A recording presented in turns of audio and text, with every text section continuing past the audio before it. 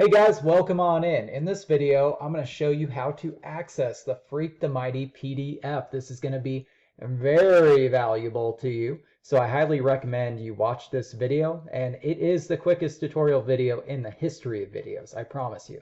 So what you do first is you log into Language Arts 7C, of course, for your class hour. Click on Modules, and once Modules is open, you're going to click on Resources right underneath the Freak the Mighty module title. Okay, once that opens up, you're going to see a hyperlink for the PDF, which is the electronic version of the book. Yes, it's all scanned in its entirety. And we're going to click on this little window here.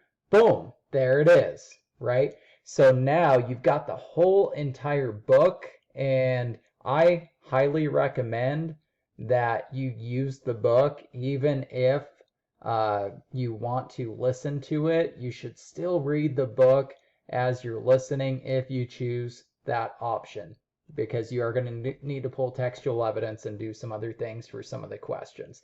Okay, if you guys have any troubles with this, opening it, what have you, please email me and let me know, but the whole book is online, and that's awesome.